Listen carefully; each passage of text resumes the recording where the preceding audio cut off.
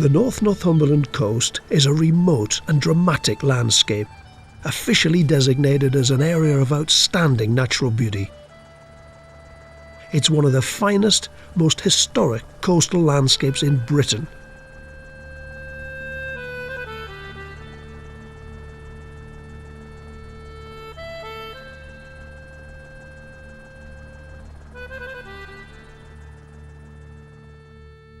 Northumberland is the core of the Anglo-Saxon kingdom of Northumbria, which once stretched from the River Humber to Edinburgh. The North Northumberland coast is also part of the North Sea Trail. The North Sea Trail incorporates sections of spectacular coastal walking in countries bordering the North Sea. The Northumberland Coast Path is a significant part of that trail and runs for 64 miles from Cresswell in the south to Berwick upon Tweed near to the border with Scotland. For me, the Northumberland Coast Path is a place for fresh air, peace and quiet and exercise. I'm going to walk the 64-mile length of the Northumberland Coast Path following the 6 official stages, but as a bonus we're going to travel offshore to visit the Farne Islands and Holy Island.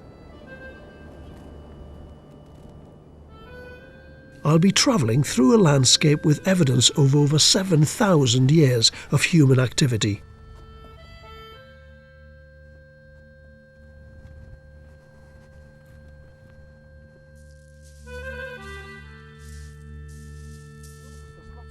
On my travels, I'll be joined by a few friends and local experts who'll share their knowledge and experiences. Together, we'll explore the highlights of the Northumberland Coast Path along the North Sea Trail.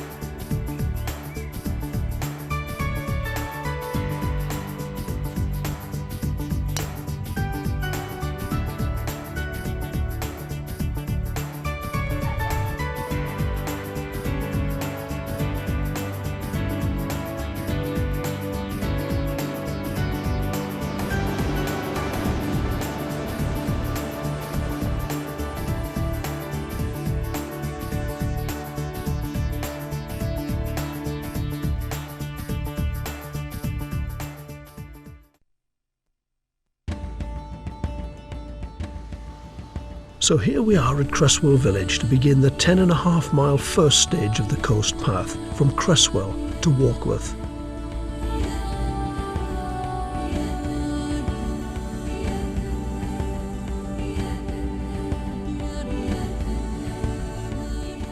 Cresswell, once a fishing village, is now a popular place for holidaymakers and fans of homemade ice cream. This peel tower was built in the late 14th or early 15th century during a period of intermittent border warfare, raid and reprisal, a time when every man needed a refuge. Northward from Cresswell is the magnificent sweep of Druridge Bay, stretching to Hawksley Haven. Here you can walk for half a day without hearing any sound except for the seabirds, the wind and the waves.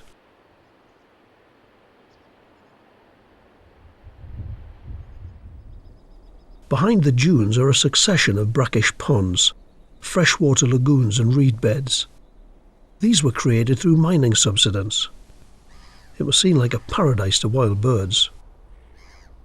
It was at one of these wildlife havens that I met up with local expert Tom Cadwallander, whose passion is bird watching.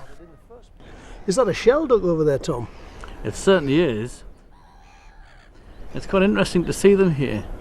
They breed in the dunes just across the way there, and they come across onto the fresh water to raise their young. And it's quite an interesting sort of juxtaposition between the two different types of habitats. Those swans certainly look at home here, don't they? Oh yeah, they've they're well established. And interestingly, there's several pairs up and down here on Druridge Bay, and all these freshwater habitats provide some good sort of nesting sites for them.